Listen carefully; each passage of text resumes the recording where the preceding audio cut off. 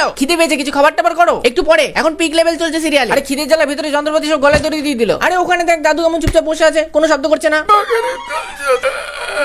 তোর শুধু খাই খাই ভাই, এখন কিছু হবে না, এখান থেকে যা। সিরিয়াল, এখনকার সিরিয়ালগুলোর অবস্থা এমন হয়ে গেছে যে এর স্টোরি বুঝতে গেলে হয়তো ক্রিস্টোফার নোলানকে মহাকুম্ভে গিয়ে স্নান করে আসতে হবে।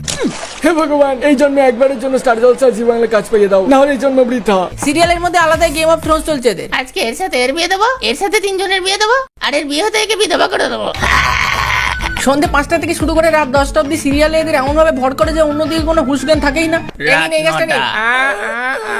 এদিকে সিরিয়াল শুরু হয়ে গেল আমার, কি জানি আজকের এপিসোডে কি হবে। আপনি একটু তাড়াতাড়ি খান না, বড় করে হাঁ করুন, নাহলে দেবো না কিন্তু। এটুকু হাঁ করলে কি খাওয়াবো আমি?